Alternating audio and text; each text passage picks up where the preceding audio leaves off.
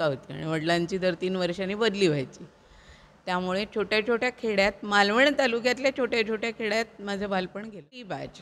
त्या वर्षी 11वीची शेवटची बॅच आणि 10वीची पहिली बॅच अशी झाली. मला जायचं आहे, तर तू येशील का माझ्याबरोबर? तर तो तो नेहमीच माझ्याबरोबर आजपर्यंत तो माझ्या खरोखर पाठीशी नाही, बरोबर असतो. कांग्रा व्हॅलीमधल्या एका खेड्यात आणि तिथे त्या पर्यावरणस्नेही बांधकामाला त्यांनी सुरुवात केली. नवरा हे फार कॅज्युअल वाटतं मला आमच्या नात्यासाठीचा शब्द नवरा बायको हा. He was my friend, philosopher and guide. त्याच्या जवळपासची मुलं कोण आहेत ती त्या पालकांना भेटले आणि त्यांना मी म्हटलं की मी दर शनिवारी 4 ते 6 आणि रविवारी 4 ते 6 बाल दरबार या नावाने मुलांसाठी एक उपक्रम सुरू करते. नमस्कार. समाजसेवा, व्रत, आवड की आणखीन काय या संदर्भात नेहमीच आपण स्वतःच्या मनाची बोलत असतो. नुकत्याच बॅरिस्टर नाथपाई सेवांगण कट्टा यांच्यातर्फे सेवाव्रतींना पुरस्कार जाहीर झाले. सावंतवाडीच्या वंदना करंबेळकर यांना तो पुरस्कार जाहीर झाला आणि प्रदान झाला. त्याच आपल्यासोबत याविषयी बोलायला आहेत. वंदनाजी, तुमचं अगदी मनापासून स्वागत आहे. नमस्कार. समाजसेवा हा घटक खूप पुढे माणसाच्या येतो किंवा कधी येतो हे आपल्याला तुमच्याशी बोलताना सर्व प्रेक्षकांना आणि आम्हाला कळेलच. तत्पूर्वी तुमचं बालपण हे कुठे आणि कसं गेलं? माझं बालपण वेगवेगळ्या गावी गेलं. माझे वडील पोस्टमास्तर होते आणि आई शिक्षिका होती आणि वडिलांची दर 3 वर्षांनी बदली व्हायची. त्यामुळे छोट्या-छोट्या खेड्यात, मालवण तालुक्यातल्या छोट्या-छोट्या खेड्यात माझं बालपण गेलं. खुद्द मालवण शहरात मी साधारण 3री-4थीत आले. वेंगुर्ल्यातून आम्ही आलो आणि मग 5वीपासून जवळजवळ 10वीपर्यंत कट्टा आणि चौका या गावांमध्ये माझं लहानपण गेलं. त्यातला जास्त काळ कट्ट्याला गेला. 6वी ते 10वी, पुन्हा 11वी-12वीला चौका, पुन्हा फर्स्ट इयरपासूनचं अपडाऊन कट्टा मालवण कॉलेज आणि 6वी ते 10वी 6वी-7वी पुन्हा कट्ट्याच्या कन्या शाळेमध्ये, कारण तेव्हा तिथे कन्या शाळा होती आणि मुलग्यांची एक शाळा होती आणि मुलांच्या शाळेमध्ये माझी आई शिक्षिका म्हणून नोकरी करायची आणि माझा भाऊ तिथे शिकत होता. पुढे 8वीला आम्ही दोघंही त्या हायस्कूलमध्ये आलो. त्यामुळे हे सगळं लहानपण आमचं कट्ट्यात गेलं. तुमच्या लहानपणाला भावंडपणाची पण एक मजबूत, आता तुमच्याशी बोलताना हे जाणवतं की भावंडपण, की आज खूपदा बहुतांश एकटी मुलं असतात, आपण म्हणूया न्यूक्लिअर फॅमिलीज आहेत. त्यामुळे किंवा 2 जिथे भावंड आहेत तिथे आता वेगवेगळ्या धकाधकी थोडी वाढलेली आहे, धकाधक शैक्षणिकसुद्धा. मग तुमचं या पार्श्वभूमीवर तुमचं बालपण थोडक्यात सांगावं. मग आमचं बालपण छान गेलं. तेव्हा आत्ता इतकी आधी मार्कांची रेस नव्हती आणि मला आणखी पण एक बहीण आहे. आम्ही 3 भावंड आहोत. तर माझा भाऊ आणि मी अगदी पाठोपाठचे, पाठीला पाठ लावून म्हणतात तसे आलेले. पण अगदी नॉर्मल होतं. आईवडिलांचं कसलीही सक्ती नव्हती. मी 10वीला होते, ती 10वीची पहिली बॅच. त्यावर्षी 11वीची शेवटची बॅच आणि 10वीची पहिली बॅच अशी झाली. म्हणजे मॅट्रिक बंद झालेलं तेव्हा. मॅट्रिक बंद झालेलं 1975ची गोष्ट. त्यामुळे आम्हाला मागचा आधी काही इतिहासच नव्हता. म्हणजे जुने प्रश्नपत्रिका सोडवणं, जुनी पुस्तकं हा काही प्रकारच नव्हता. त्यामुळे कसे मार्क मिळणार, किती मार्क मिळणार काही अंदाज नव्हता. मला हायर सेकंड क्लास मिळाला आणि मी ॲकॅडमिकली मेरिटवाले कधीच नव्हते. पण ठीक आहे, हायर मिडल क्लास हाच माझा कायम राहिला त्याच्यात. मग या दरम्यान तुम्ही म्हणजे तुमच्या प्रापंचिक किंवा नोकरीच्या पूर्वी जो तुमचा समाजसेवेचा एक छोटासा एक तुमच्या मनामध्ये बीज रुजली गेली होती, त्या बीजांबद्दल जरूर सांगावं आणि त्यासाठी तुम्ही काय त्यावेळी प्रयत्न केले का तेही सांगावं. 10वीला असताना आम्हाला मराठीच्या पाठ्यपुस्तकात आनंदवनवर एक धडा होता, मधुकर केचे यांनी लिहिलेला. तर तो जेव्हा मी वाचला आणि मला जेव्हा तो शिकवला गेला वर्गात, तेव्हा मला असं खूप म्हणजे आत्ताच्या भाषेत बोलायचं तर भारी वाटलं की अरे हे काहीतरी खूपच वेगळं आणि चांगलं आहे. कारण मला ॲकॅडमिक्समध्ये ना पहिल्यापासून असा फार इंटरेस्ट नव्हता. म्हणजे मी नापास नाही झाले कधी, पण मला खूप असा इंटरेस्ट नव्हता. म्हणजे शिकून अमुक करीन तमुक करीन असं काही नव्हतं. तर ते वाचल्यावर मला खूप बरं वाटलं आणि त्यानंतर मी 11वी-12वी झाली. मग मी कॉमर्सला ॲडमिशन घेतली. 12वीलाही असाच हायर सेकंड क्लास मला मिळाला आणि त्यानंतर मात्र मी अनुताई वाघ ना पत्र लिहिलं कोसबाडच्या, ठाणे जिल्ह्यात कुसबाड नावाचा एक आदिवासी भाग आहे. तिथे अंगणवाडी हा जो प्रकार आहे तो जेव्हा सुरू झाला, खूप वर्षांपूर्वी ते सुरू झालं सगळं. त्याच्यावरचं एक पुस्तक मी मधल्या काळात वाचलं होतं. मी खूप वाचायची, म्हणजे 10वीपासून ग्रॅज्युएशनपर्यंत मी भरपूर वाचले आणि माझा कलसुद्धा वाचनात कथा कादंबऱ्यां सुरुवातीच्या काळात मी कथा कादंबऱ्या वाचल्या. अगदी बाबा कदम सगळे पालथे घातले, अप्पू काळे सगळं पूर्ण केले, असं पुरं करत गेले. पण मला जेव्हा आत्मचरित्राची सुरुवात झाली वाचायला, मग त्यात हे कुसबाडच्या टेकडीवरून आलं, अनुताई वाघांनी स्वतःच्या याच्याबद्दलचं लिहिलेलं. तेव्हापासून मात्र माझा बराचसा कल आत्मचरित्रांकडेच गेला. कथा कादंबऱ्यातनं मी हळूहळू फारच लवकर मग मी बाहेर पडले आणि त्यांना मी पत्र लिहिलं ग्रॅज्युएशन झाल्यावर की मी असं ग्रॅज्युएट झाले आहे, मी तुमचं पुस्तक वाचलं आहे आणि तुम्ही जे काम करताय त्यात मला खूप इंटरेस्ट आहे, तर मी तुमच्याकडे तिथे येऊन ट्रेनिंग घेऊन तिथे काम करायची माझी इच्छा आहे. तर तुम्ही फक्त मला एकच हवं आहे की मला आईबाबांकडून पैसे मागायला लागू नयेत. माझ्या पैशांची आईबाबांना गरज नाही आहे, पण मला आईबाबांचे पैसे न घेता मला स्वावलंबी व्हायचं आहे. तर तुम्ही मला सुचवा. मग त्यांचं मला एक पुढे 15 दिवसातच पोस्टकार्ड आलं. त्यात त्यांनी लिहिलं की हे तुला वाटते इतक्या लहान वयात, हे वाचून मला खूप बरं वाटलं, पण तू खूप लहान आहेस खरंच, समाजसेवेसाठी तू खूप लहान आहेस आणि तू म्हणतेस की मी BCom झाले आहे, तर तू एखाद्या राष्ट्रीयकृत बँकेत अर्ज करून नोकरी करावीस असं मी तुला आत्ता सुचवेन. आणि तू फक्त हे लक्षात ठेव की जेव्हा केव्हा तुला शक्य होईल तेव्हा आपण सामाजिक काम करू, पण हे आत्ताचं तुझं वय नाही सामाजिक काम करण्याचं. मग त्यानंतर मी ग्रॅज्युएट झालेलीच होते. मी बँकांमध्ये अर्ज केला आणि स्टेट बँकेमध्ये माझं सिलेक्शन झालं आणि मी नोकरीला लागले. मी 83 एप्रिलमध्ये नोकरीला लागले. नोकरीला लागल्यावर पहिले 6 महिने प्रोबेशनमध्ये कुठलीच रजा मिळत नाही शक्यतो, आणि ते झालं की मग तुम्ही 4 दिवसाची 8 दिवसाची रजा घेऊ शकता. मग त्या दरम्यान माझ्या डोक्यात आनंदवन बघायला जायचं हा जो 10वीतला विचार होता तो तसाच होता पक्का. आणि त्यावेळेबद्दल मी घरात पण बोलत असे आणि माझ्या घरातलं वातावरण पण खूप चांगलं होतं. माझे वडीलही पोस्टात होते, टेलिग्राफिस्ट होते. ते बाबा आमटेंच्या वाढदिवसाला त्यांनी टेलिग्राम पाठवत असत हॅपी बर्थडेचा. त्यामुळे आमच्या घरात हे सगळं वातावरण, म्हणजे मी काहीतरी खूप वेगळं करते असं अजिबात भाव नव्हता. आणि मी भावाला म्हटलं की मला जायचं आहे, तर तू येशील का माझ्याबरोबर. तर तो नेहमीच माझ्याबरोबर आजपर्यंत तो माझ्या खरोखर पाठीशी नाही बरोबर असतो आणि त्याचं खूप मोठं योगदान आहे माझ्या पूर्ण आयुष्यातच. तर तो चालेल म्हणाला. आणि आमची आणखी एक मैत्रीण होती. असे आम्ही 3 जणं मुंबईहून वर्ध्याला जाऊन, तेव्हा ना फेब्रुवारीच्या पहिल्या रविवारी आनंदवनमध्ये मित्रमेळावा नावाची एक संकल्पना होती. हजारो लोक यायचे आणि त्याच्याबद्दल मी मधल्या काळात वाचलं होतं. मग आम्ही 84च्या एप्रिलच्या पहिल्या रविवार गाठून प्लॅन करून आम्ही बरोबर तिथे पोचलो. त्यांना आधी पत्र पाठवावं लागायचं, ते पाठवलं, पोचलो आणि ते सगळं बघितलं आणि इतकी भारावून गेले होते मी. आणि जातानाच मी असं ठरवलं होतं की तिथे जर आपल्याला आवडलं आणि काम करायची संधी असेल तर आपण नोकरी सोडायची, कारण 6 महिन्याची नोकरी म्हणजे काय फार विशेष नाही. पण तिथे गेले आणि माझ्या असं लक्षात आलं की ते कुष्ठरोगासंबंधीचं काम होतं आणि ती माणसं पण बिचारी फार विद्रूप दिसतात, जी त्यातली पेशंट असतात ती. म्हणजे हाताची बोटं झडतात, खूप काळी होतात, असं बरंच काय काय.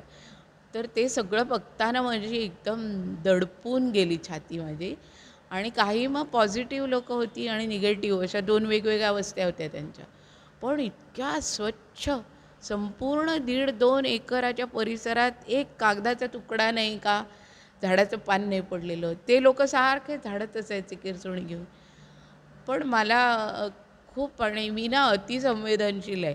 मला तेव्हाही असं खूप सारखं रडायला यायचं, हुंदका दाटून आला सारखा. आणि असं लक्षात आलं की नाही, हे काय आपल्याला जमणारं काम नाही. आपण मेडिकलमधले असतो, नर्स असते, डॉक्टर असते, तर आपण इथे काहीतरी करू शकलो असतो. आपल्या ह्या शिक्षणाच्या पार्श्वभूमीवर आपण इथे काही करू शकणार नाही, असा निर्णय माझा त्याच क्षणी मनात झाला. माझ्याकडे जे काय थोडेसे पैसे होते ते मी तिथे डोनेशन म्हणून दिले आणि आम्ही परत आलो. आणि तो कुसबाडचं अनुताईंच्या पत्रामुळे ते कामाचं थांबलं, ह्या पत्रामुळे हेही थांबलं. आणि मग नाही, मग मी आधी सेवांगणची सभासद झाले पूर्ण वेळ आणि मला नोकरी लागल्यावर मी मालवणला राहायला आले. कामतांच्या घरात राहत होते आणि सेवांगणची जोडली गेले, कारण तेव्हा नुकतंच सेवांगण सुरू झालेलं आणि तिथे एकदा योगाचे क्लासेस होते. मग तिथे एक बाहेरून लांब मुंबईहून एक बाई यायच्या होत्या. मग सर मला म्हणाले की वंदना, ह्या मॅडमची तुझ्या घरी राहायची सोय करशील का? तर मी आनंदाने केली. मग मी त्यांच्याबरोबर रोज क्लासला पण जायचे. असं करत करत माझ्या हळूहळू सोशल इन्व्हॉल्वमेंट म्हणजे सुरू झाली. या दरम्यान लेखन आणि व्यक्तता ही जी तुमच्याकडनं झाली त्याबद्दल तुम्ही सांगा होतं. ओके.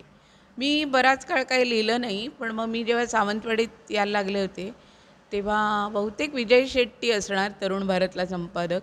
त्यांनी मला खूप आग्रह केला, की वंदनाताई तू काहीतरी लिही ना गं, एखादं सदर सुरू करूया, तू बोलतेस इतकं चांगलं तर लिहायला काय हरकत आहे. तर मी म्हटलं नाही रे बाबा, ते सदर चालवणं म्हणजे फार मोठी जबाबदारी वाटते. तरी मी म्हटलं की मी 15 दिवसातनं लिहीन, आठवड्याला नाही मला लिहायला जमणार आणि मी 6 महिनेच लिहीन. कारण म्हटलं एक तर तुम्ही नव्यानं संधी द्यावी असं मला वाटतं. कितीही चांगलं लिहिणारा माणूस असला तरी एका सर्टन टाईमला त्याला थांबवून नव्या माणसाला संधी द्यावी अशा मताची मी आहे. त्यामुळे मी 6 महिन्यात थांबणार आहे. आणि खूप आग्रह केला म्हणून मग मी ते 6 महिने 12 लेख लिहिले आणि फार समाधानकारक काल होता तो. मला असं वाटलंच नाही, म्हणजे मी इतकं कॅज्युअल घेतलेलं ते. मला असं वाटलं असा किती लोक पेपर वाचत असणार, कुठे कॉलम कोड वाचत असणार.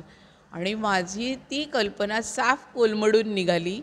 सावंतवाडीत मी काउंटरला असताना मला वाचक येऊन सांगायचे की मॅडम आजचा लेख खूपच छान हो, किती तुम्ही आमच्या मनातलं लिहिता वगैरे असं सांगणारी माणसं मला भेटली. आणि सावंतवाडीतच मग मी साहित्यिक वर्तुळात पण जरा वावरायला लागले, पुस्तकांची परीक्षणाबद्दल बोलायला लागले. तर त्यातल्या एका कार्यक्रमाला एकजण आले होते आणि ते थांबले होते, कार्यक्रम संपल्यावर असे बाहेर उभे होते. मला बघितल्यावर म्हणाले, अच्छा म्हणजे तुम्ही वंदना करंबेळकर ना? तर मी म्हटलं हो. मी ना तुमची सगळी आर्टिकल्स वाचतो, किती छान लिहिता हो तुम्ही, आणि हे बघा मी सगळी नावं लिहून आणली आहेत तुमच्या आत्तापर्यंतच्या आर्टिकल्सची. बाप रे, it was a pleasant surprise. आणि म्हणजे मी इतके नंतर त्या ह्याला आभार मानले संपादकाचे त्या. म्हटलं बाबा तुझ्यामुळे मला माझ्यातला हा शोध लागला. आणि मग पुढे मी अनुवाद आणि करायला लागले. पण मी पर्सनल असं काय फार म्हणजे मी लिहिलेली कथा मला आधी फिक्शनमध्ये इंटरेस्ट नाही खरं म्हणजे. मला वास्तव जगण्याशी सतत जोडलेलं राहणं आवडतं. त्यामुळे मी कधी कथा लिहू शकणार का मला माहिती नाही, आत्तापर्यंत लिहिली नाही आणि माझी इच्छा पण नाही खरंच.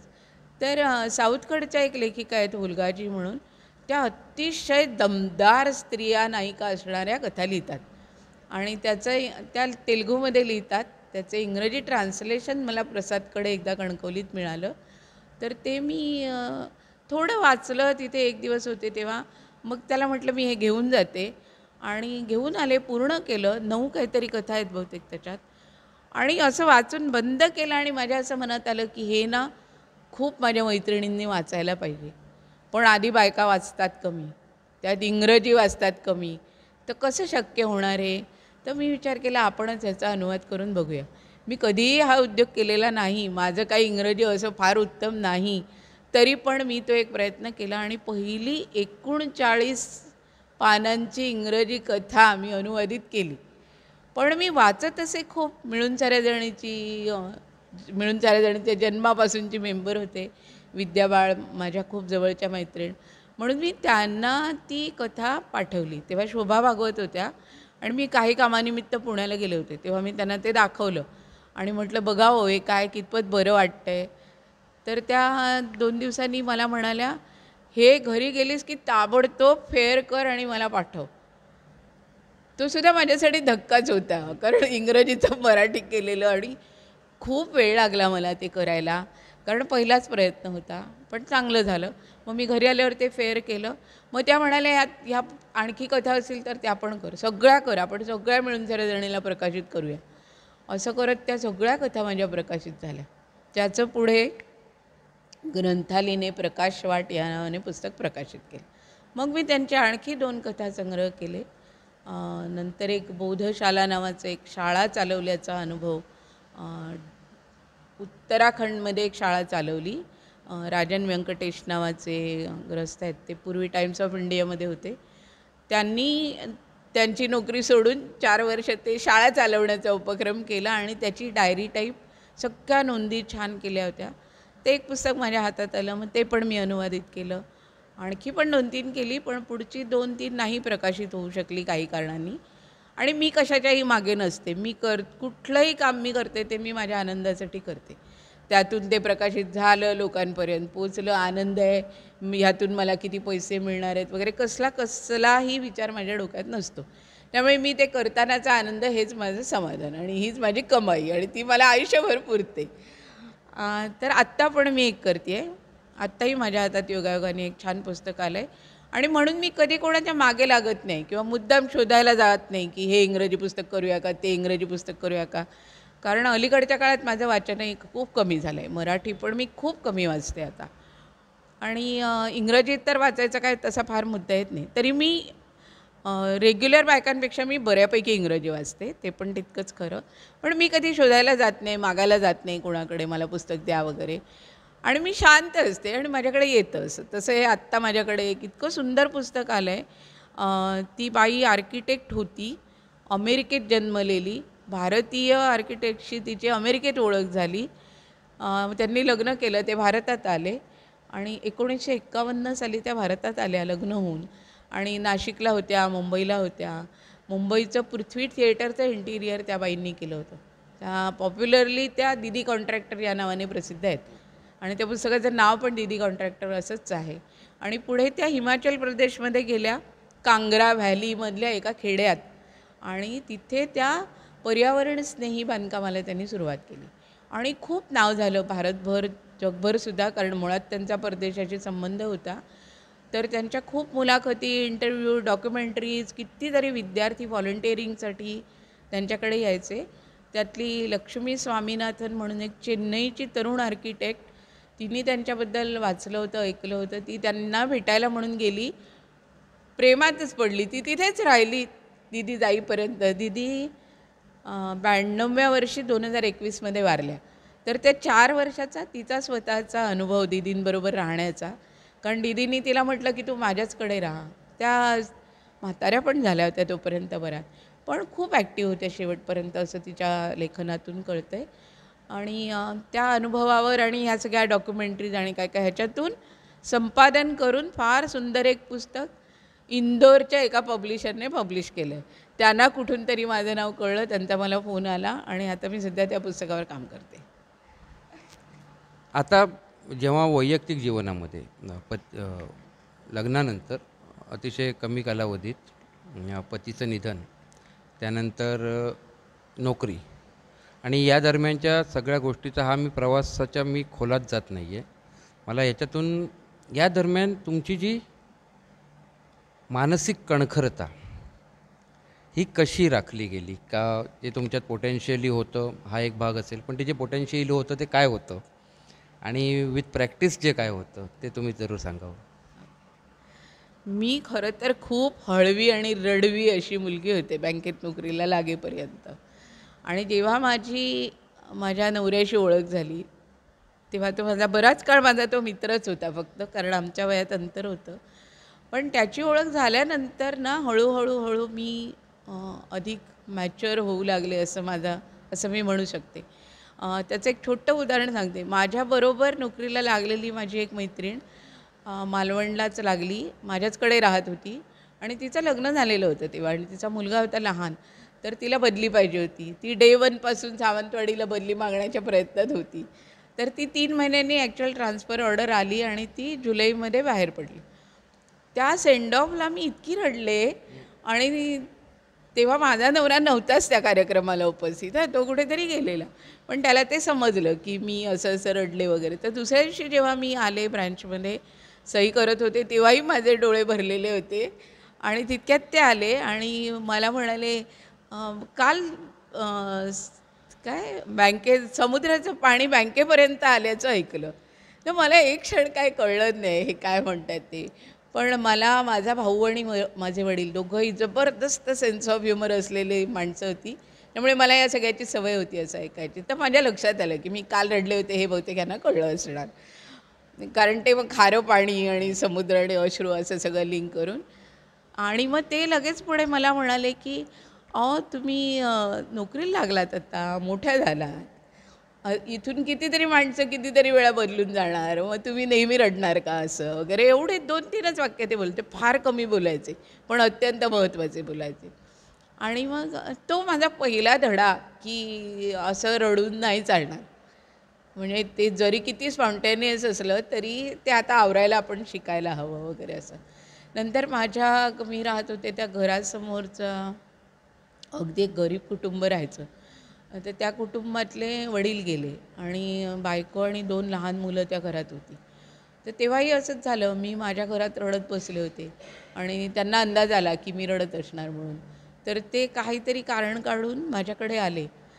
कधीही त्यापूर्वी आले नव्हते माझ्या घरी आणि दार उघडून बघितलं तर मी माझ्या खोलीतल्या कॉटवर कोपऱ्यात रडत बसलेली होते. तर मला म्हणाले की हां, मला अंदाज होता हे असंच असणार म्हणून बघायला आलो. अहो पुन्हा ते तुम्ही रडून काय होणार आहे? त्यापेक्षा तुम्ही त्यांच्याकडे जा, त्यांची चौकशी करा, त्यांना काय मदत हवी आहे का बघा, पैसे हवे असले तर मला पण सांगा, आपण आणखी 4 लोकांना भेटून गोळा करू आणि असं काहीतरी करता येईल. रडायचं नाही अशा वेळी. हा माझा दुसरा धडा.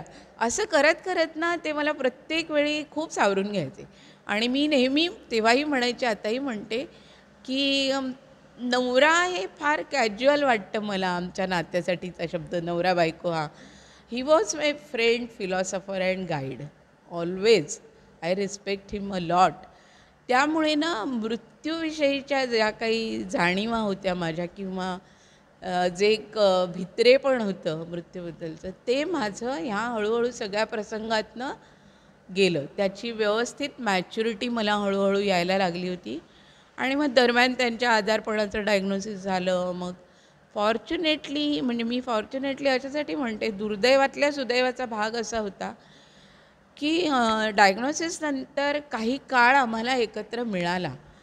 म्हणजे it was not a sudden death, म्हणजे सिव्हिअर हार्ट अटॅक किंवा ॲक्सिडेंट डेथ असा नव्हता. सो मी स्वतःला प्रिपेअर करू शकले आणि तोपर्यंत मला स्पष्ट जाणीव झाली होती आणि त्यांना पण झाली होती. त्यामुळे ते मला नेहमी असंच म्हणायचे की तुम्ही खंबीर होणं गरजेचं आहे. ते मला हो म्हणायचे बराच काळ आणि ते हळूहळू होत असेल, मी काय माहिती. आणि अशा गोष्टी असतात ना की ज्या आपल्याला नाकारायचा काही संधीच नसते, त्या स्वीकाराव्याच लागतात. मग त्या आपण किती पॉझिटिव्हली स्वीकारतो त्याच्यावर आपल्या आयुष्याची प्रत ठरते. तर त्यामुळे मी ग्रॅज्युअली व्यवस्थित मॅच्युअर झाले होते मी. आणि कितीही म्हटलं तरी ज्या क्षणी अशा घटना घडतात तेव्हा प्रचंड धक्का बसतोच. तसा तो मलाही बसला. पण मी त्यातून एक 15 दिवसात वर आले. मी इमिडिएटली बँकेत जॉईन झाले आणि माझं आयुष्य सुरू झालं. आणि ते मला नेहमी म्हणायचे की मला ना तुमची काळजी वाटत नाही, कारण तुम्ही आता खंबीर झाला आहेत आणि मला खात्री आहे की तुम्ही मुलीसकट सगळा संसार व्यवस्थित करा. आणि माझ्यासाठी ते आजपर्यंत मला पुरतं आहे. आता हा जो प्रवास होता, म्हणजे हा प्रवास आपण म्हणू शकतो की जीवनाची प्रत हा जो एक त्यातला मुद्दा होता. जीवनाची प्रत कशी ठरवायची आहे आणि तुमची अशी ठरली, याबद्दल तो ऐकायला प्रेक्षकांनासुद्धा हा नक्कीच प्रेरक ठरेल, मार्गदर्शक ठरेल. त्यानंतरचा जो टप्पा येतो की तुम्ही एका राष्ट्रीयकृत बँकेमधनं साधारण 45-48शीत आपण हे करावं, रिटायर व्हावं. कारण असं होतं की आणखीन काही म्हणूया आपण की चांगला पगार असतो, चांगला वेळही तसा जातो. पण त्यावेळी पुन्हा समाजसेवेचे जे तुमचं जे राहिलेलं 20व्या वर्षीचा भाग होता, तिथे तुम्ही वळलात. तो किस्सा जरूर सांगा. जरूर. सावंतवाडीत मिस्टर गेल्यावर मी सावंतवाडीतच शिफ्ट झाले आणि सावंतवाडीत ज्या बिल्डिंगमध्ये आम्ही फ्लॅट घेतला होता ओनरशिपचा, त्या बिल्डिंगमध्ये माझ्या मुलीच्या वयाची एकही मूल नव्हतं. त्यामुळे मी असं ठरवलं की आता आपण पहिलं मुलांचं काम सुरू करूया, कारण तिला कंपनी हवी. नाहीतर अशावेळी लहान मुलांना माझं ते माझं आणि तुझं ते माझं अशी सवय लागते जी मला नको होती. आणि आता भावंड काही पॉसिबल नव्हतं. मग मी सावंतवाडी शहरातल्या काही ठराविक पालकांना भेटले आणि मी शोध घेतला साधारण हिच्या वयाच्या जवळपासची मुलं कोण आहेत ती. त्या पालकांना भेटले आणि त्यांना मी म्हटलं की मी दर शनिवारी 4 ते 6 आणि रविवारी 4 ते 6 बाल दरबार या नावाने मुलांसाठी एक उपक्रम सुरू करते. आणि जो थेट अभ्यासाशी नक्की निगडीत नसणार आहे, कारण मी काही टीचर नाही आहे, मी काही सब्जेक्ट शिकवणारी नाही आहे. पण मला मुलांचं व्यक्तिमत्व किती चौफेर घडू शकतं त्याच्यासाठी आत्तापासून प्रयत्न केले तर त्याचा उपयोग होईल यावर माझा विश्वास आहे. आणि म्हणून मला असं काहीतरी मुलांसाठीचं काम करायचं आहे. आणि मी काही फी वगैरे घेणार नाही आहे. तर तुम्ही तुमच्या मुलांना पाठवाल का? कारण हा गैरसमज नसावा की माझ्या वर्गाला आली की मुलांचं पर्सेंटेज वाढेल आणि त्यांचे मार्क वाढतील. तर असं काही होणार नाही, हे नीट लक्षात घ्या आणि मगच पाठवा. आणि मग मुलं यायला लागली. 12-13 मुलं होती. पुढे आम्ही 4-5 वर्ष असं एकत्र काम करत होतो आणि खूप सुंदर अनुभव होते ते. म्हणजे मी मुलांना त्या काळात ना सावंतवाडीत मी पहिलं पालक शिबिर घेतलं. सावंतवाडीतल्या पालक शिबिराची मी जन्मदाती आहे असं म्हणू शकते मी. पुण्याच्या सारसबाग म्हणून एक पुण्याला आहे, तिथे बालभवन नावाची एक मोठी संस्था आहे. तिथे त्यावेळी शोभा भागवत नावाच्या संचालक होत्या आणि त्यांनी एका दिवाळी अंकात मुलांबरोबरच्या कामाचा लेख लिहिला होता. तो वाचून मी त्यांना पत्र पाठवलं होतं. त्यांना नंतर मी भेटायला गेले आणि त्यांना मी म्हटलं की मला हे काम करायला आवडणार आहे. मग त्या म्हणाल्या तू आमच्या ट्रेनिंगला ये. मग मी बँकेतून रजा घेऊन 10 दिवसाचं ट्रेनिंग केलं पुण्यात जाऊन. तोपर्यंत माझी मुलगी 3री पास झालेली होती आणि तिथून आल्यावर मग मी हा वर्ग सुरू केला. तर त्याच्या आधी मी शोभाताईंना म्हटलं की सावंतवाडी शहरात आपण एक पालक शिबिर घेऊया का? पण म्हटलं मला काहीच अंदाज नाही आहे, कारण मीच सावंतवाडीत इतकी नवीन आहे की किती पालक येतील आणि काय मला काही अंदाज नाही. कदाचित तुम्ही आणि मी दोघीच सुद्धा असू, पण तुम्ही याल का? तर त्या म्हणाल्या हो, एवढी तुझी तयारी आहे तर मी नक्की येईन. आणि त्या आल्या आणि मी ना इथे माठेवाडा म्हणून एक भाग आहे, माझी सनी होती तेव्हा, त्या सनीवरनं मी रोज ऑफिस सुटलं की संध्याकाळी 8-10 दिवस ज्या घरात मुलं आहेत असं मला कळायचं, त्या घरी जाऊन त्या आयांशी बोलायची आणि त्यांना म्हणायची. कारण त्याला मी 25 रुपये फी पण ठेवली होती आणि मी सांगायची हे सगळं. मग त्या म्हणायच्या की मॅडम आम्हाला यायला जमेल का माहिती नाही, पण तुम्ही हे 25 रुपये घ्या.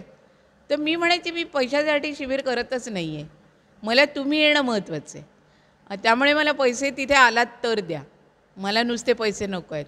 आणि मी पैसे फक्त त्यांच्या प्रवास खर्चापुरते मागते आणि ते सुद्धा ह्या पैशातून नाही झालं तर मी तो करणार आहे. आणि मग असं करत करत ज्या दिवशी शिबिर होतं त्या दिवशी आम्ही हॉलवर पोचलो. मी, माझी मुलगी, माझ्याकडे एक मुलगी होती आणि इथे फातर्फेकर सर म्हणून एक मुलांमध्ये काम करणारं खूप जुनं आणि आदरणीय व्यक्तिमत्व आहे, त्यांची माझी दरम्यान ओळख झालेली होती. तर ते आले. आम्ही तो तिथला हॉल झाडला स्वतः, किरसुण्या घेऊन खुर्च्या लावल्या आणि लोकांची वाट बघत थांबलो. शोभाताईंना मी म्हटलं मी तुम्हाला न्यायला येते किंवा रिक्षा पाठवते, तोपर्यंत तुम्ही येऊ नका, कारण मला माहिती नाही आहे किती लोकं येणार ती. पण 5 वाजले आणि एक एक एक करत 50पेक्षा जास्त पालक आले. मला अक्षरशः भरून आलं. मी शोभाताईंना बोलवून घेतलं आणि मी जेव्हा उभी राहिले कार्यक्रमाची सुरुवात म्हणून बोलायला, मला बोलताच येत नव्हतं. मी म्हटलं तुम्ही लोकं माझ्यावर एवढा विश्वास ठेवणार, यांनी मला इतकं भरून आलं आहे. आणि ते फार सुंदर झालं शिबिर. आणि मग माझा बालदरबार सुरू झाला. त्यामुळे मुलं आली आणि मी सावंतवाडीत भरपूर काम केलं मुलांबरोबर. मी दर गुड फ्रायडेला 3 दिवसाचं शिबिर घेत होते मुलांचं, कारण मला शनिवारी एक रजा टाकली की मला 3 दिवस मिळायचे. आणि शनिवारी संध्याकाळी आम्ही मुलांना घेऊन बाहेर जायचो कुठेतरी. म्हणजे मी एका वर्षी ओटवणा हायस्कूलमध्ये राहायला गेले, एक वर्षी डी देसाईंचा अंबेरीला फार्म हाऊस आहे तिथे आम्ही राहायला गेलो. आणि बँकेचा आणि माझ्या लेखनाचा फायदा असा झाला की मला लोक वेगवेगळ्या कारणांनी का होईना पण मला ओळखत होती. म्हणजे वंदना गरंबेळकर ही कोण आहे हे फार कधी सांगावं लागलं नाही.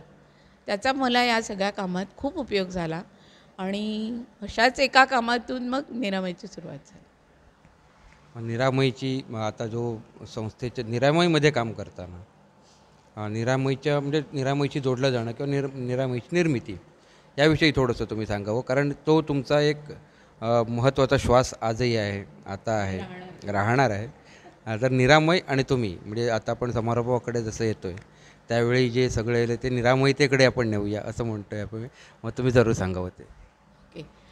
मी अशी सोशल कामांमध्ये गुंतलेलीच असताना, कारण मी आधी सेवांगण नंतर वसुंधरा विज्ञान केंद्र नेरूरची ट्रस्टी होते, ॲडवायझरी मेंबर होते, कारण मला तेव्हा पूर्ण वेळ देता येत नसे. आणि तशीच देवगडजवळ कोळोशी नावाचं एक गाव आहे तिथे फार भारतातले अगदी अत्यंत हुशार माणूस डॉक्टर शरदचंद्र कुलकर्णी म्हणून, ज्यांनी बँकिंगच्या परीक्षांच्या सुरुवातीच्या काळात काम केलं, त्यांची एक संस्था सुरू झाली होती. तर मी तिथे पण जात असे रविवारची. तर तिथे मला डॉक्टर शालिनी सबनीस भेटल्या, कारण त्यांनी तिथल्या गावामध्ये आता ही जी आशा नावाची संकल्पना आहे ती त्या काळात, म्हणजे मला वाटतं 97-98 सालची गोष्ट असेल, एक जर्मन प्रोजेक्ट होता, काय मदर अँड चाइल्ड समथिंग नाव होतं त्याचं. तो भाईकाकांनी घेतला होता. त्या कुलकर्णींना भाईकाका असं म्हणत लोकली लोक. आणि त्यात अशा छोट्या गावामध्ये काम करू शकणाऱ्या केअरटेकर, मेडिकल केअरटेकर, ज्यांना आज आपण आशा म्हणतो, त्या तयार करायच्या, असा त्या प्रोजेक्टचा एक भाग होता. तर त्यासाठी भाईकाकांनी देवगड तालुक्यातल्या खेड्यातल्या मुलींना त्यांची निवड करून त्यांना ट्रेनिंग द्यायला सुरुवात केली होती. आणि ते ट्रेनिंग देण्यासाठी डॉक्टर सबनीस मुंबईहून यायच्या. डॉक्टर सबनीसांची आणि डॉक्टर कुलकर्णींची ओळख काल आमचं नातं असं काहीतरी होतं, मला काय नेमकं माहिती नाही. तर त्या कार्यक्रमाच्या एका शिबिराला, समारोपाच्या कार्यक्रमाला मी गेले होते आणि तिथे मला डॉक्टर सबनीस भेटल्या. आणि असंच भाईकाकांनी माझी ओळख करून दिली की ही वंदना असं असं, ही पण खूप काम करते, हिला इंटरेस्ट आहे कामं करण्यात. तर डॉक्टर मॅडमनी माझी ओळख करून घेतली. मला म्हणाले, तू कुठे राहतेस, काय करतेस? म्हटलं मी बँकेत नोकरी करते आणि सावंतवाडीला राहते. अरे वा, मग म्हणाले मला खूपच बरं वाटते, कारण आमचं गाव कोलगाव आणि आम्ही लोक म्हणे 1920 साली माझे सगळे वडील आजोबा मुंबईला शिफ्ट झाले. त्यानंतर आम्ही काही गावाकडे वळलो नाही, आम्ही मुंबईतच राहिलो. पण माझ्या वडिलांची खूप इच्छा होती की मी डॉक्टर आहे तर मी गावासाठी काहीतरी काम करावं, आणि ते माझ्या गेली अनेक वर्ष मनात आहे. पण मला काही ते शक्य होत नाही, कारण माझी फुल प्रॅक्टिस आहे, मी वेळ देऊ शकत नाही, मी इथे येऊन प्रॅक्टिस करणं मला परवडणारं नाही. तर मला असं इथे काम करायचं आहे, तर तुझी कोलगावमध्ये काही ओळख आहे का? तर मी तेव्हाच ना, त्याच्या आधी एक साधारण वर्षभर असेल, IPH ठाणे जे आहे डॉक्टर आनंद नाडकर्णींचा, त्यांचा एक जिज्ञासा नावाचा प्रकल्प होता. ॲडोलसंट एजमधल्या मुलांना ॲडोलसन्स एजमधल्या बदलांविषयी मार्गदर्शन करण्याचं एक वर्कशॉप होतं. त्याचं मी ट्रेनिंग घेतलं होतं. आणि त्यांनी असं सुचवलं होतं की तुम्हाला जर इथल्या जवळपासच्या शाळांमध्ये हे करता आलं तर तुम्ही करा. तर तसं मी ते करत होते. कोलगावची शाळा मी त्यासाठी निवडली होती, कारण मला सावंतवाडीतून कोलगाव यायला जवळ पडायचं आणि माझ्याकडे 2 व्हीलर होती. पण माझी 10:30ची ब्रांच, तर मी 9:30ला घरातून निघायची. इथे पाऊण तास मुलांबरोबर, 11वीच्या मुलांबरोबर मी जे काय त्या वर्कशॉपमध्ये शिकले होते ते शेअर करायची आणि पुन्हा बँकेत जॉईन व्हायची. तर त्यामुळे माझी इथे ओळख झाली होती सरांची. तर मी म्हटलं मॅडमना की हो, मी कोलगाव शाळेत जाते आणि तिथे एक तोरसकर म्हणून सर आहेत, त्यांची माझी ओळख झाली आहे, आपण त्यांच्याशी पाहिजे तर बोलूया, तुम्ही या कधीतरी. तर त्या म्हणाल्या हो, पण अगं ना आता आमचं सावंतवाडीत कोणीच नाही आहे. तर मी म्हटलं माझ्याकडे या, असं का म्हणता कोणी नाही? आता म्हटलं आपली ओळख झाली ना, म्हणजे आता मी आहे सावंतवाडीत, तर तुम्ही या. तर म्हणाल्या आय एम सिरियस. म्हटलं हो, आय एम सिरियस टू. आणि मग त्या खरंच यायला लागल्या. मग आम्ही तोरसकर सरांना भेटलो, इथे सरपंच होते त्यांना भेटलो.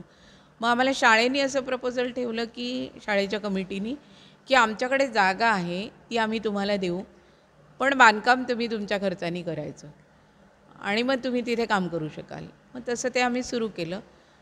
आणि जनरली ना संस्था रजिस्टर झाल्यावर कामं सुरू होतात. आमची संस्था त्यानंतर 3-4 वर्षांनी रजिस्टर झाली. आम्ही काम आधी सुरू केलं, 2000च्या आसपास आम्ही काम सुरू केलं. तेव्हा तर आम्ही वसुंधरा किंवा स्टेट बँकेच्या बॅनरखाली, पैशातून नव्हे, खेड्यामध्ये कॅम्प्स घेतले, मेडिकल कॅम्प्स, गायनेकॉलॉजीशी रिलेटेड, म्हणजे कॅन्सरशी रिलेटेड किंवा बायकांचे काही हार्मोनल प्रॉब्लेम्स या सगळ्याबद्दलचे. आणि त्यासाठी डॉक्टर मॅडम मुंबईहून यायच्या. मॅडम तेव्हा 70च्या घरात होत्या. दिवसभर वरळीला स्वतःचं हॉस्पिटल चालवून शनिवारी रात्रीच्या लक्झरीने त्या रविवारी सकाळी सावंतवाडीत उतरायच्या आणि उतरल्याबरोबर मला सांगायच्या की मी आधी आंघोळीला जाते, मग तू मला कॉफी दे. आणि मी म्हणायचे हो जरा पडा, एवढा रात्रभर पडणे बिडणे काय नाही, हां कामासाठी मी इलो आहे, पहिला काम. आणि मी कॉफी दिली की त्या म्हणायच्या आता सांग आपल्याला कुठे जायचं आहे ते. इथे गंमत आहे, म्हणजे त्या 1931 साली सिंधुदुर्ग जिल्ह्यातून गेलेलं कुटुंब त्या मालवणी बोलायच्या. 20 साली गेलेलं. हो. आणि मला वाटतं हे काय सारस्वत कम्युनिटीचं वैशिष्ट्यही असू शकतं, कारण त्यांचे सगळे लोक घरी अस्खलित मालवणी बोलतात आणि डॉक्टर मॅडम पण इथे बराच काळ मालवणीच बोलायच्या. म्हणजे रादर मी मालवणी नाही आहे बोलणारी फारशी, कारण माझे आईवडील रत्नागिरीतून इकडे आले आणि प्रमाण भाषेतच बोलणं सगळं. त्यामुळे आणि आम्ही शाळेत या भागात होतो, त्यामुळे आम्हाला मालवणी येत होतं. पण घरात आम्ही कधीच मालवणी बोलत नव्हतो, त्यामुळे आम्हाला तो मालवणी ॲक्सेंट कधी आला नाही. पण तरीही मी अगदी आग्रहाने बँकेतसुद्धा खेड्यातल्या बायकांची मालवणीच बोलायची. आणि माझे काही मित्र मस्करी करायचे, "गो तू बोला नको, हां तर काय बरोबर वाटणार नाही, तू काय बोलता येतं" असं म्हणायचे. तरी पण मी बोलायची, कारण त्यातून जी आपुलकी येते ना ती खूप महत्त्वाची असते. त्यांना माझा ॲक्सेंट महत्त्वाचा नसायचा. बँकेतली बाई आपल्याशी आपल्या भाषेत बोलते ह्याचं जे कौतुक आणि आदर होता, तो माझ्या दृष्टीने महत्त्वाचा होता. तर त्यामुळे मग डॉक्टर मॅडम नेहमी बरेचदा मालवणी बोलायच्या. तर ते असं आमचं काम सुरू झालं आणि मग डॉक्टर मॅडम म्हणायला लागल्या. मग आम्ही शाळेत केंद्र बांधलं. तरी आमची 1000 स्क्वेअर फीटची इमारत आम्ही तिथे उभी केली आणि तिथे दवाखाना सुरू केला. आणि आमच्याकडे पहिली डॉक्टर वैशाली तायशेटे, मालवणच्या भाईंची मुलगी, ती इथे BMS झालेली होती. ती आमच्याकडे जॉबला लागली आणि रोज 2 तास तिथे ती प्रॅक्टिस करायची. आणि तिथे बाजूला शाळा होती. त्यावेळी शाळेत मुलं पण भरपूर होती आणि आजूबाजूच्या परिसरातले लोक यायचे. आणि आम्ही तेव्हाही कोणाकडून कसलेही पैसे आम्ही आजपर्यंत घेत नाही, पण ती सुरुवात तिथे झाली आहे की डॉक्टरची फी नाही, आमच्याकडे उपलब्ध असलेल्या औषधांचं बिल नाही, फक्त पेशंटनी यायचं, तपासून काय गोळ्या दिल्या असतील ते घेऊन जायच्या. बाहेरच्या असतील गोळ्या तर वैशू ते लिहून द्यायची आणि मग ते तुम्ही तुमच्या पैशाने आणायचं. तो आमचा दवाखाना आम्ही या इमारतीत 2009मध्ये शिफ्ट झाल्यानंतरसुद्धा 1-2 वर्ष सुरू होता. नंतर आम्ही तो बंद केला. एक तर आम्हाला ती जागा कमी पडायला लागली आणि बऱ्याच काही गोष्टी घडल्या की मग आम्ही नवीन जागा पण घ्यायची ठरवली. डॉक्टर मॅडम म्हणाल्या की ही जागा काही ठीक नाही, आपलं काम इथून पुढे वाढत जाणार, तर आपण नवीन जागा विकत घेऊन इमारत बांधून काम सुरू करूया. मला खूप दडपण आलं. मी म्हटलं मी कधी मॅडम असं काम केलेलं नाही आहे. मी म्हटलं छोटं माझ्या कुवतीतलं काम मी करते सगळं आणि ते सुद्धा माझ्या मुलांशी संबंधित आहे. मेडिकलमधली मला काही माहिती नाही आणि तुम्ही एवढं मोठं करायचं म्हणताय. तर मला म्हणाल्या, "हो, पण मला असं वाटतं तुला जमेल ते आणि तू जबाबदारी घेशील का? तू घेणार असशील तर मी एवढं सगळं इथे इन्व्हेस्ट करणार. मला खात्री आहे तू करशील म्हणून." मग माझ्यासमोर खूप मोठं आव्हान होतं, पण मी म्हटलं मला विचार करायला थोडा वेळ द्या. आणि मग त्या म्हणाल्या ठीक आहे. तर मी म्हटलं मी करेन, पण पण असा माझा चालूच होता. मी असं म्हटलं पण ते ना तुम्ही तुमच्या पर्सनल नावावर करा, संस्था-बिवस्था नको. कारण माहिती नाही मला जमेल का ते काम. आणि तुम्हाला माझा अनुभव नाही आहे, मला तुमचा नाही आहे. तर आपण ना एक 5 वर्ष तरी किमान दोघींनी एकमेकींना वेळ देऊया, की खरंच आपले सूर जुळत आहेत का, मला काम झेपतं आहे का, जमतं आहे का, जे मी करते ते तुम्हाला बरोबर योग्य वाटतं आहे का, ह्याचा एकदा विश्वास झाला की मग मी करेन, मग काय मला अडचण नाही आहे. आणि मग म्हटलं मी वेळ पडल्यास नोकरी पण सोडेन. ही आमची 2005मधलं बोलणं. आणि मी पुढे 2008मध्ये जोपर्यंत आम्हाला अंदाज आला, मी नोकरी सोडली 12 वर्ष आधी आणि मी पूर्ण वेळ ही इमारत पूर्ण झाल्यापासून इथे काम बघते. निरामयमध्ये काम करताना मग आता की थोडंसं आता आपलं आणखीन दुसरं बालपण पण जगण्याच्या ह्या दरम्यान ह्या सगळ्या प्रवासामध्ये आत्तापर्यंतच्या कुठे काही राहिलं आहे का? म्हणजे अजूनही कुठेतरी असं काहीतरी राहिलं आहे असं वाटतं का नाही वाटत? नाही वाटत. कारण ना मला छान कळायला लागल्यापासून सामाजिक काम करणं हे एकच माझं ध्येय होतं. आणि मी आता पुढच्या 5 वर्षांनी निरामयमधून बाहेर पडणार आहे. म्हणजे काय म्हणायचं, सह्या आणि पदातून बाहेर पडणार आहे. मी निरामयमध्ये मरेपर्यंत असणारच मनात माझ्या निरामय. आणि मी तेव्हासुद्धा 5 वर्षांनी बाहेर पडणार आहे एवढ्यासाठी की माझी अशी इच्छा आहे की मी असेपर्यंत पुढची टीम माझी व्यवस्थित तयार व्हायला पाहिजे. माझ्या पश्चात नको त्यांना प्रॉब्लेम येऊन अडथळ्यातून शिक्षण नको. तर मी खूप वेगवेगळ्या प्रकारातून शिकले. मला कोणी इथे गॉडमदर गॉडफादर नव्हती. पण मी तशी खूप स्ट्रॉंग होते. फायनान्शियली मला काही गरज नव्हती आणि डॉक्टर मॅडमचा माझ्यावर 100 नाही 1000% विश्वास आहे असं ज्या दिवशी माझ्या लक्षात आलं त्या दिवशी मी निर्धास्त झाले आणि मी डॉक्टर मॅडमनं सांगितलं, म्हटलं तुम्ही अजिबात काळजी करू नका, माझ्या जीवात जीव असेपर्यंत माझं निरामयीवर लक्ष राहणार आणि मी काम करणार. आणि त्याप्रमाणे आम्ही पहिल्यापासून आत्ता जी माझ्याकडे मुलगी आहे ती 2009मध्ये आम्ही इथे आलो तेव्हा आली. सुषमा धुरी म्हणून राऊत माहेरची.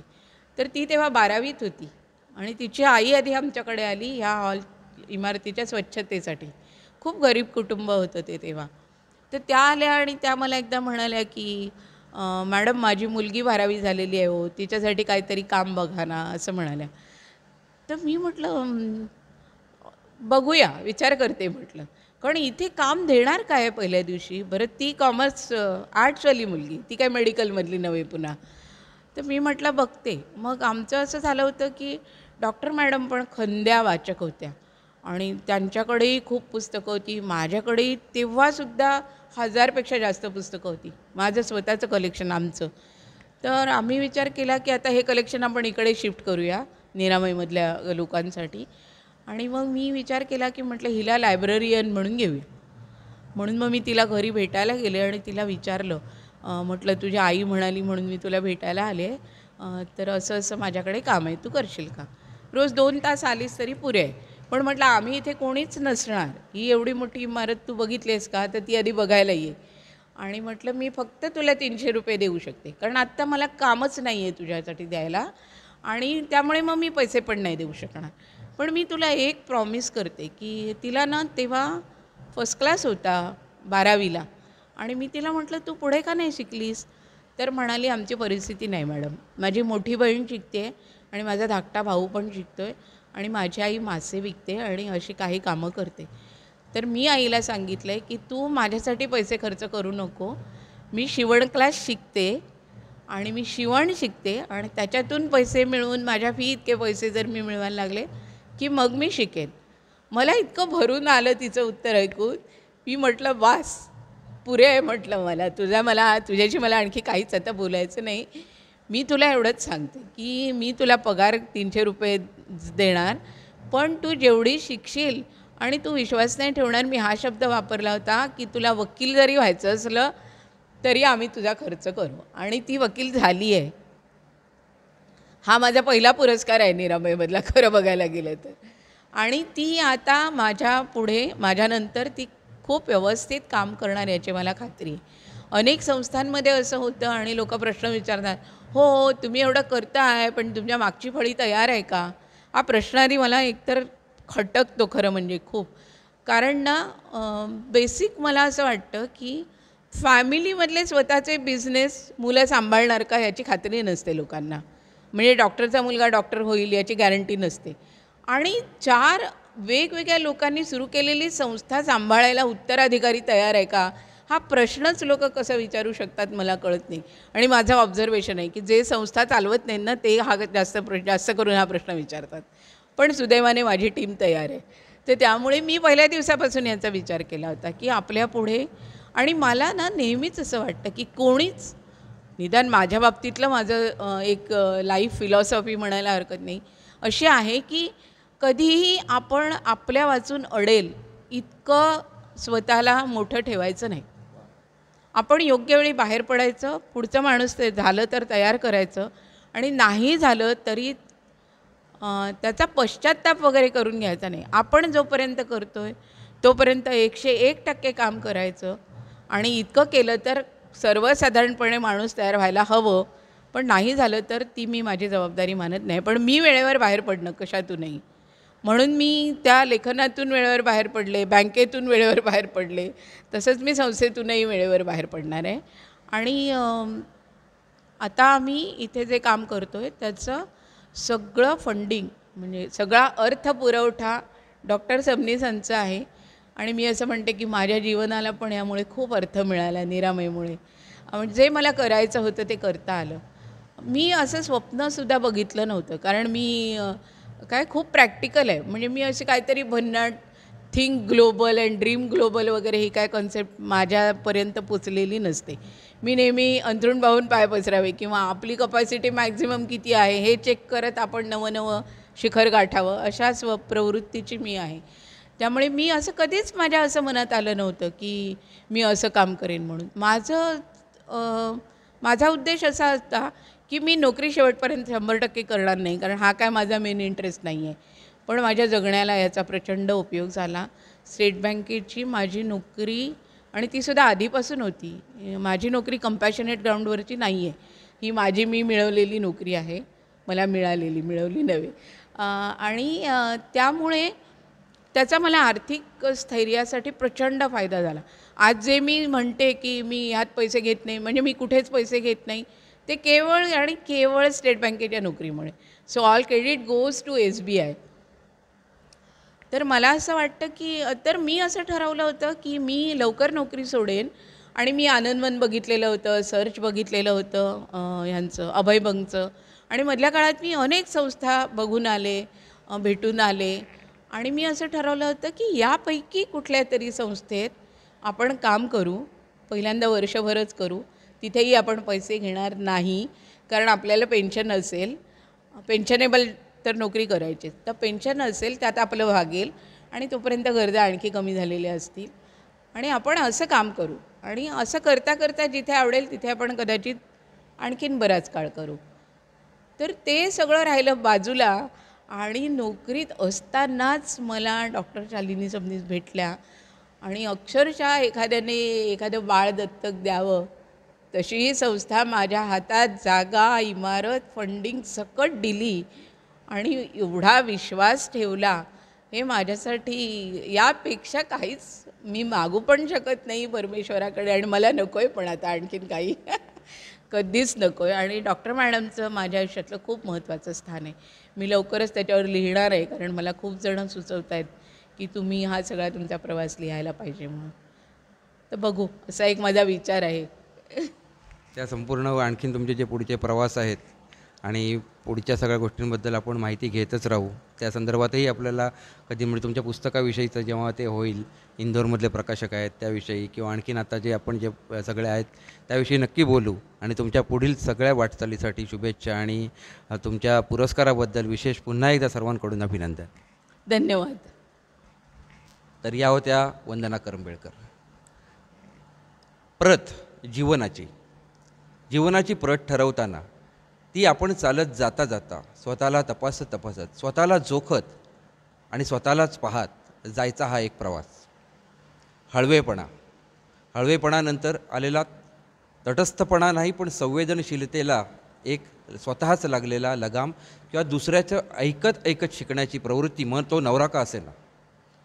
त्यानंतर आपण पुढे जाताना आपल्यासोबत काही जणांना नेता येईल का, किंवा आपण कुठे थांबायचं आहे हे कळण्यासाठी सुद्धा स्वतःला कुठेतरी मदत घेत, वाचनाची असेल किंवा समाजभानाची असेल, या सगळ्या गोष्टींचं स्वतः शिकत आणि इतरांना देत राहायचा प्रवास म्हणजे वंदना करंबेळकर. आपण पाहिलं आहे, आणि आपण त्यांच्या पुरस्कार प्रदान सोहळ्यानंतरसुद्धा त्यांचं अभिनंदन सगळ्यांकडून होतच आहे. आपली सिंधुनगरी टीम, तसेच प्रेक्षक, खास मालवणचा धागा आहे, मालवणवासियांच्या वतीने सुद्धा आपण त्यांना शुभेच्छा देऊया.